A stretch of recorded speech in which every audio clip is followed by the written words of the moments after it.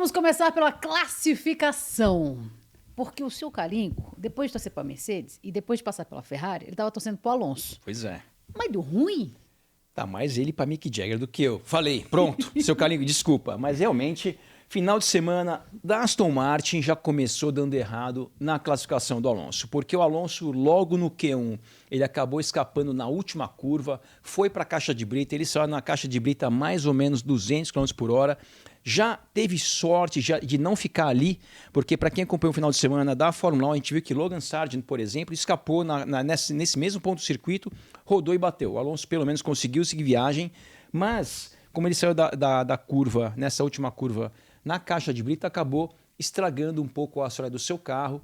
Ao longo da classificação, a gente viu a equipe Aston Martin trabalhando no carro, colocando ali umas fitas, tentando fazer qualquer remendo, mas o carro do Alonso não ficou mais o mesmo para o resto da classificação. E para minha surpresa, Kalinka, a corrida dele também foi muito morna. Não sei se de repente aquele assoalho que estava no carro do Alonso, eles não tinham outro para substituir, talvez tiveram que remendar aquele lá, porque o desempenho do Alonso foi bem abaixo do esperado, mesmo esse final de semana do Grande Prêmio da Espanha, sendo a primeira vez que a Fórmula 1 volta para o autódromo, mas eu acho que foi muito abaixo do esperado a performance do Alonso esse final de semana. Então, para mim, o problema que ocorreu naquela escapada de pista talvez tenha feito que o resto do final de semana do Alonso tenha sido comprometido. O Alonso que terminou, a gente está na tela aqui com a nossa classificação, voltando um pouquinho, na 7ª posição, atrás do Stroll. E a gente vai falar na hora que a gente chegar nesse momento da corrida. Buemba! Não, polemiquinha. Essa é polemiquinha, né? Porque não passou, porque Pois ficou. Tudo paz e amor entre Stroll e Alonso. Pouco paz e amor demais, né? Mas a gente vai falar sobre isso daqui a pouquinho. Rapaz, esse negócio tá esquisito, viu? Vamos voltar pra classificação, sabe por quê? A Brita atrapalhou a vida das pessoas, viu? Pois é, né, Kalinquinha? De um cara que anda meio atrapalhado, diria eu. O cara anda meio atrapalhado, mais uma vez sem querer, querendo dessa escapuleia aí. Checo Pérez, como não, a gente tenta dar uma folga para ele, mas ele não dá folga para nós, Kalinquinha. Checo Pérez no Q2, isso foi no Q2 já, né? Checo Pérez entrou, Q2, passou pro Q2 meio que no finalzinho. Teve um probleminha no Q1 também, mas já no Q2, essa primeira imagem que a gente vê, o que aconteceu?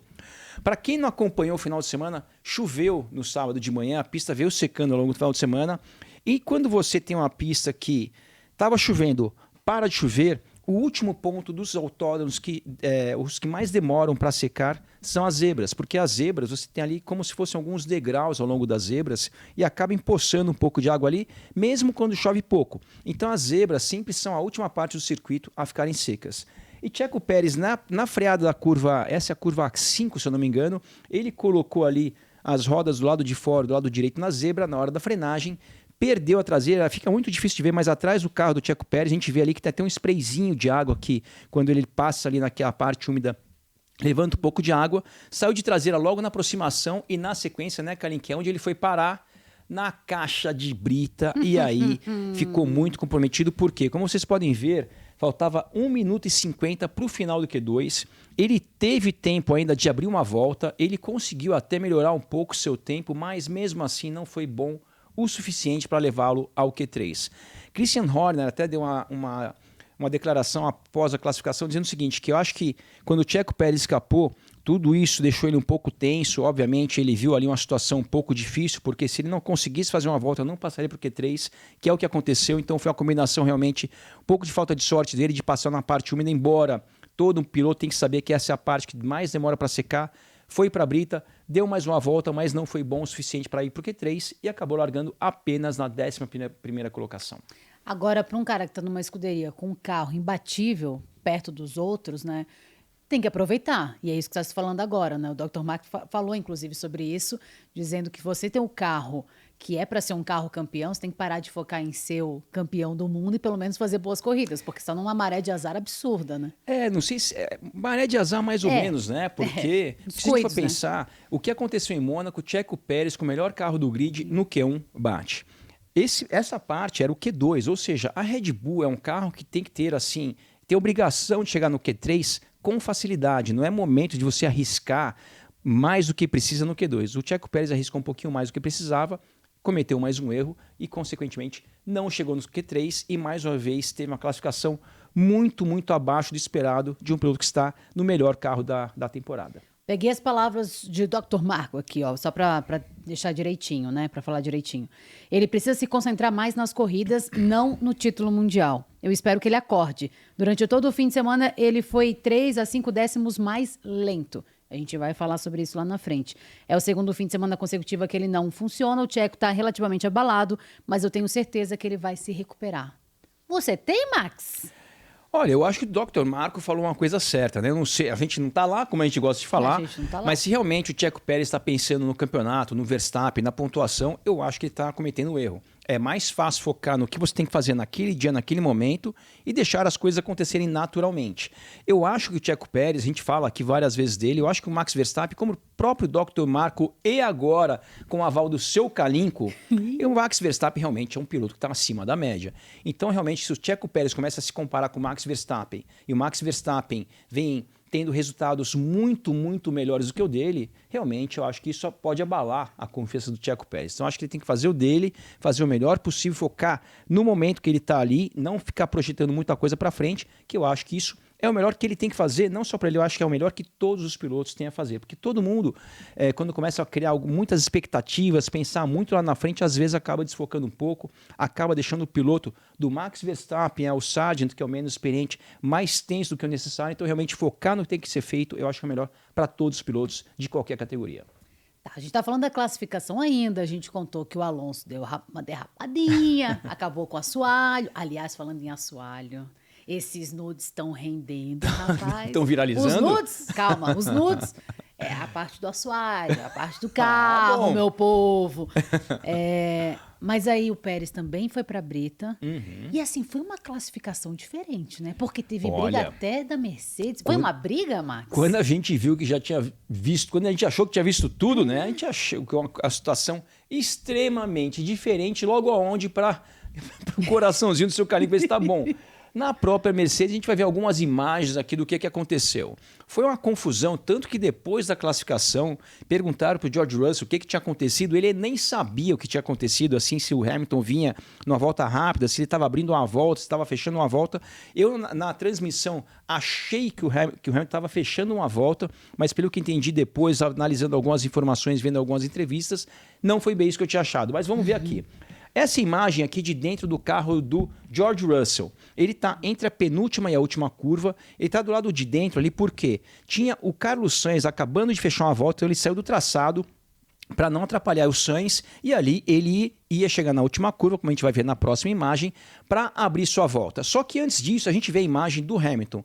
O Hamilton vinha para abrir uma volta, a gente vê lá na frente o George Russell do lado direito da pista, um pouco mais à frente do lado esquerdo, Carlos Sainz. Quando a gente passa para a próxima imagem, olha quando o Hamilton chegou na última curva para abrir a volta, a distância entre ele e o George Russell. Por que isso é importante?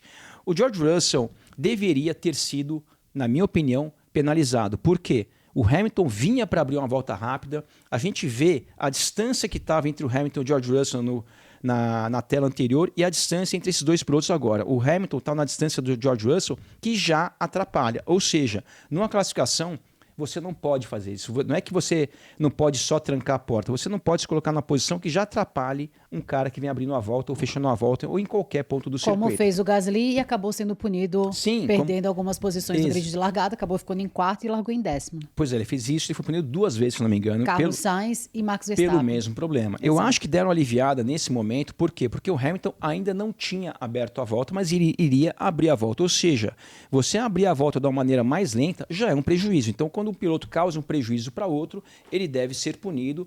E o Russell, já nessa parte do que aconteceu entre esses dois pilotos da Mercedes, na minha opinião, já cometeu um erro, que foi um erro totalmente involuntário. Ele falou posteriormente que nem sabia que o Hamilton estava atrás dele, mas de qualquer maneira, vendo ou não, voluntariamente ou não, ele cometeu um erro.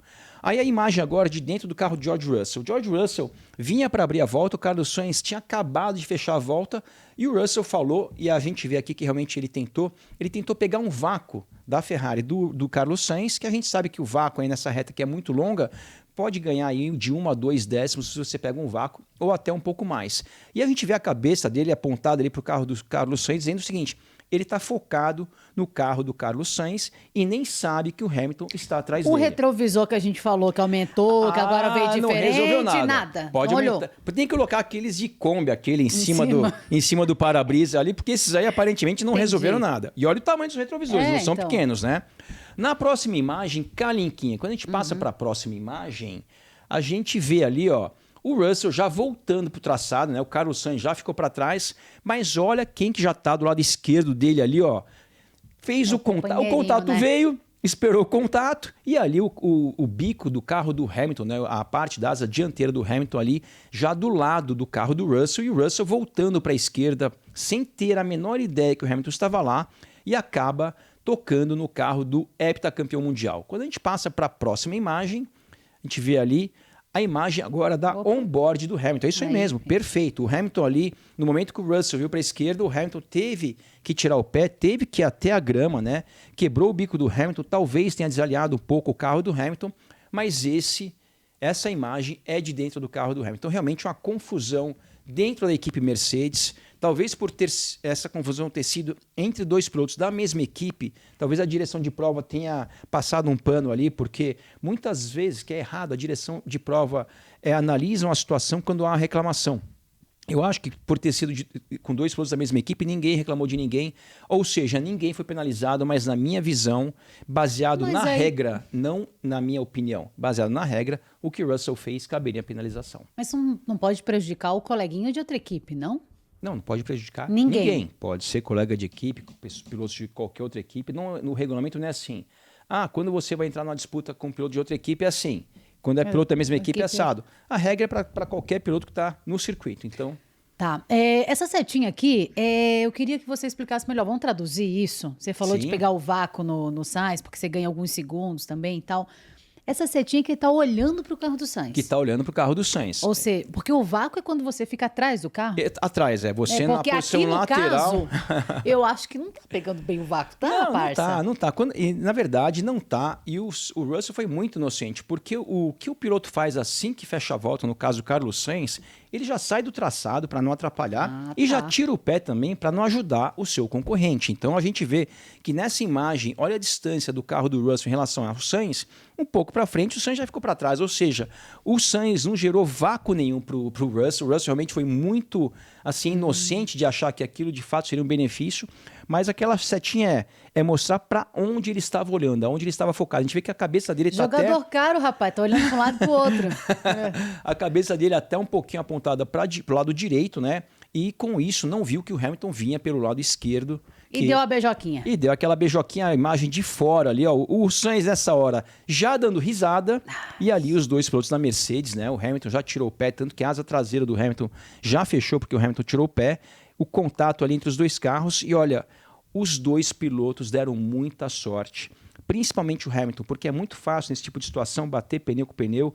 O Hamilton que vem um pouco atrás, normalmente quando sobe é o carro que vem atrás que levanta, né? Então realmente os dois deram muita sorte, muita sorte, porque poderia ter sido uma situação muito, muito complicada se tivesse um acidente mais sério.